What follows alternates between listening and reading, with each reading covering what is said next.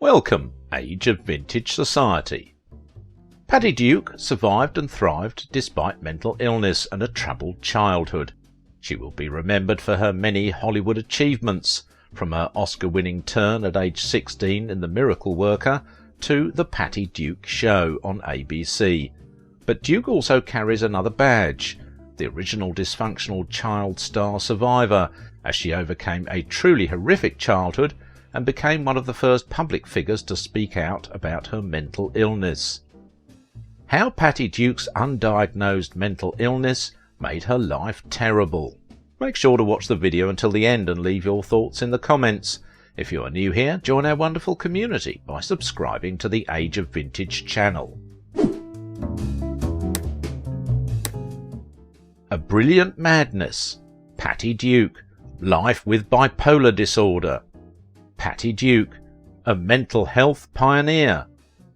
Patty Duke was once the poster child for troubled former child stars, known as much for her turbulent love life as she was for her award-winning acting. Duke was set on a destructive course.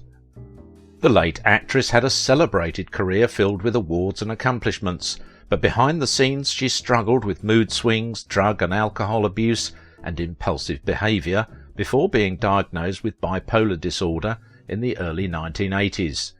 Duke became a tireless mental health advocate and, after 3 failed marriages, found love and stability with her 4th husband. She was made for Hollywood. Patty Duke's colourful career spanned across 7 decades, earned herself 13 awards. Ultimately, her colossal energy and indomitable spirit charged her life and bolstered the sense of purpose and intention that defined her existence. Through countless and often agonizing struggles, she was a deeply committed and tireless warrior. This kind of illuminating and compassionate work became the sacred mission of her life. She became a voice for the voiceless and a reassuring presence for the scared, the intimidated, and the lost.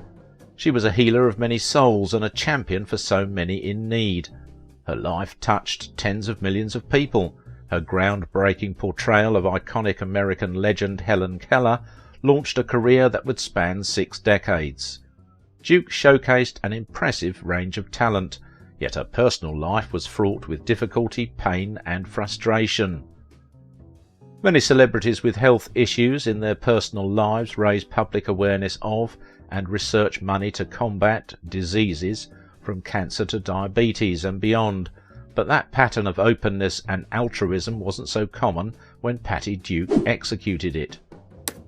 She won an Academy Award at 16 for her performance as Helen Keller in The Miracle Worker. She enthralled a generation of girls as the star of the popular TV sitcom The Patty Duke Show, in which she played identical cousins, the posh Kathy from across the pond and the freewheeling American Patty. Her home life was a startling contrast to how she appeared to the world, an adorable, talented child star. While stories about controlling child star guardians are nothing new, Duke had a particularly traumatic experience that was hidden for years. Her first name isn't even really Patty. Duke's real first name is Anna Marie. Anna Marie Duke was born in 1946 in Elmhurst, New York, to troubled parents. Her father John was an alcoholic who abandoned the family when Duke was 6, and her mother Frances suffered from depression. Duke followed her brother Raymond into acting at age 7 when his managers, John and Ethel Ross, took notice of her. Her already unstable parents shipped her off to live in Manhattan with a husband and wife team who managed child actors. Ethel and John Ross changed her name to Patty, telling her, "Anna Marie is dead, you're Patty now."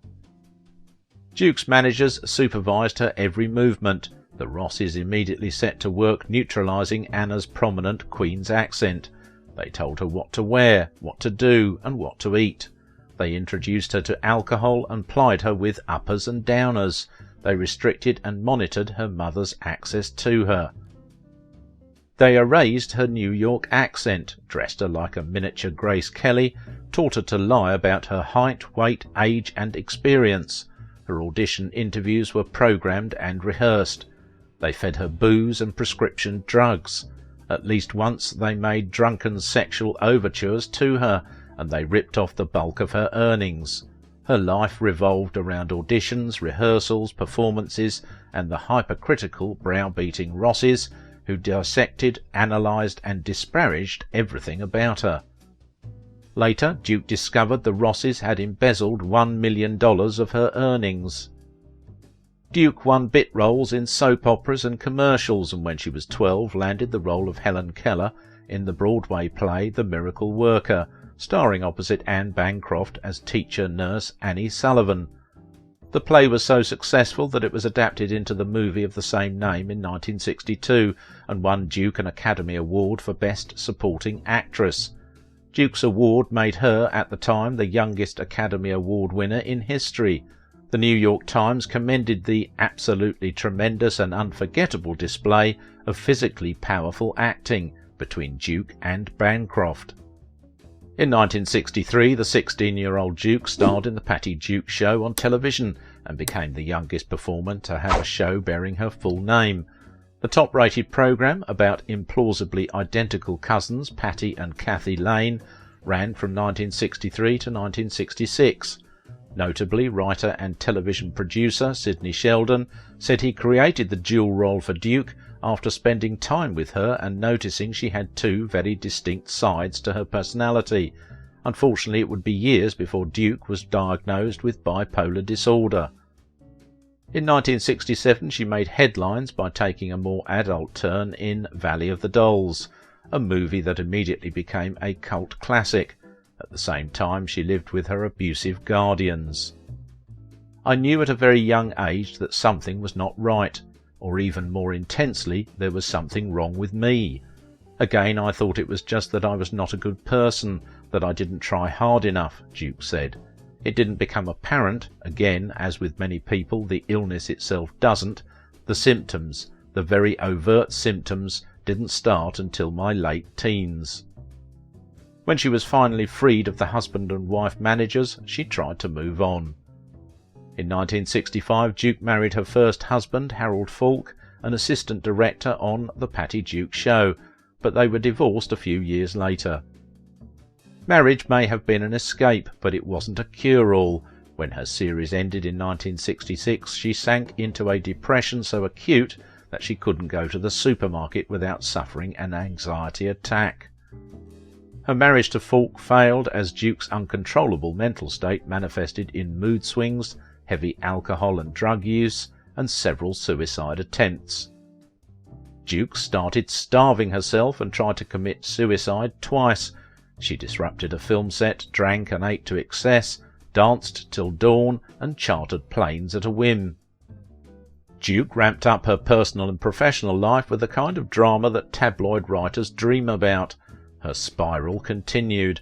At age 23, she began dating Desi Arnaz Jr., who was only 17. When Arnaz's mother, legendary comedian Lucille Ball, found out about her son's romance with the older divorcee, who was displaying increasingly erratic behaviour in public, she was not amused. Duke and Arnaz's relationship ended after several months. Duke fled to Vegas and married a man named Michael Tell.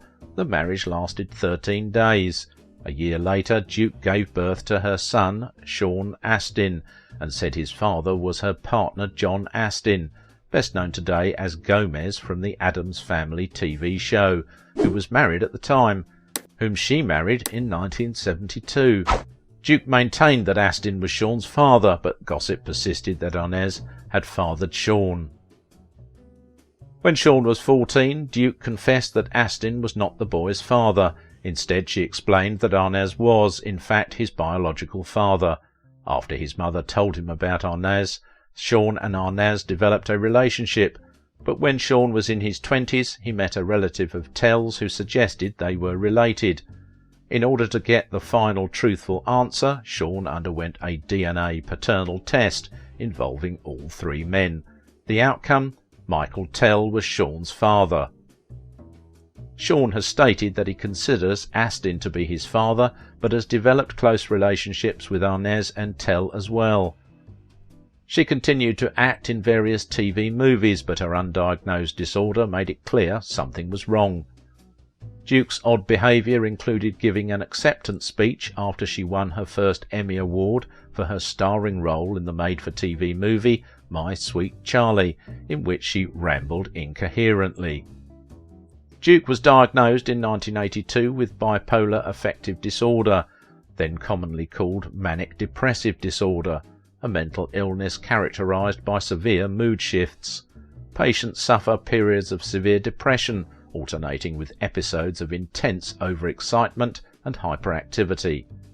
In interviews and appearances, her son Astin talked candidly about growing up with a mother buffeted by symptoms of undiagnosed bipolar disorder.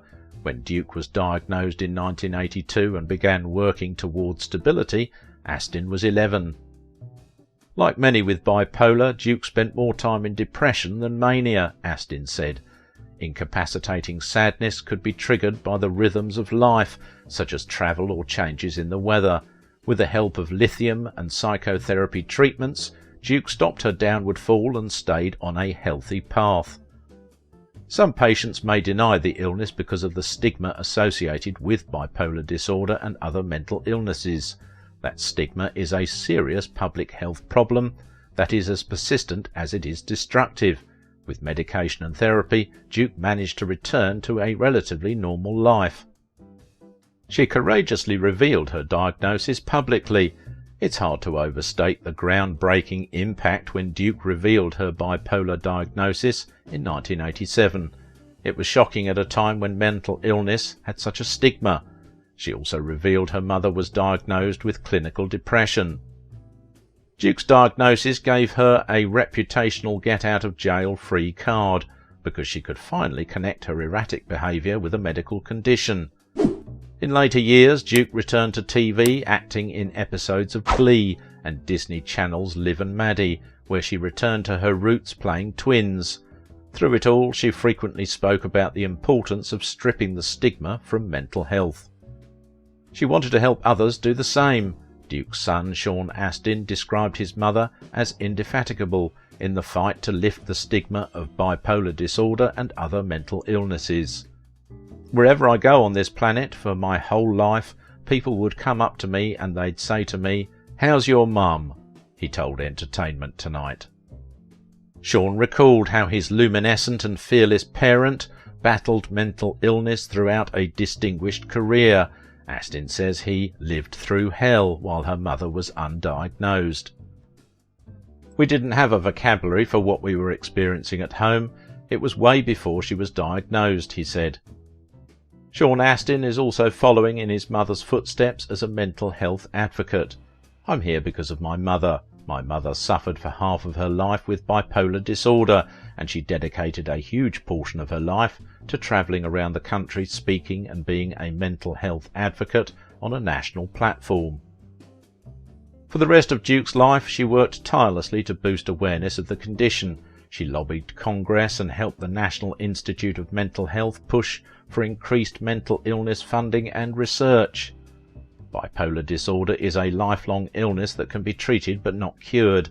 It affects about 2.5% of American adults and takes a toll on people's relationships with friends, family and work colleagues.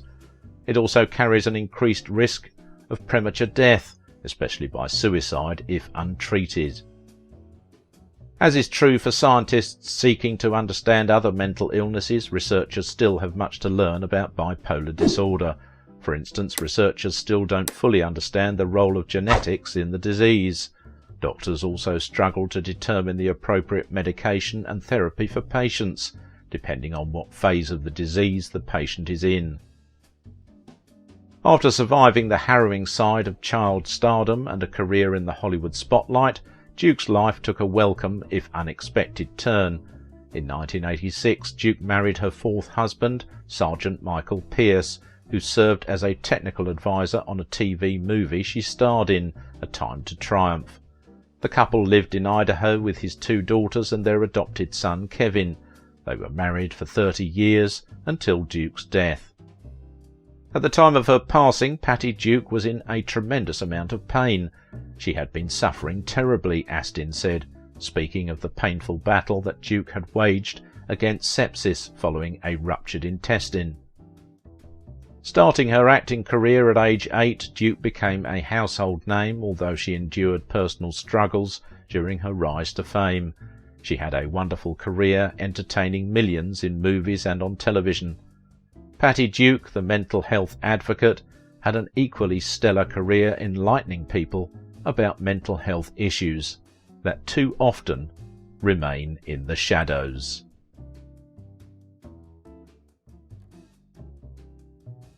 If you liked this video, don't forget to give it a thumbs up, subscribe if you are new here, and if you want to support my work, please visit my Patreon page.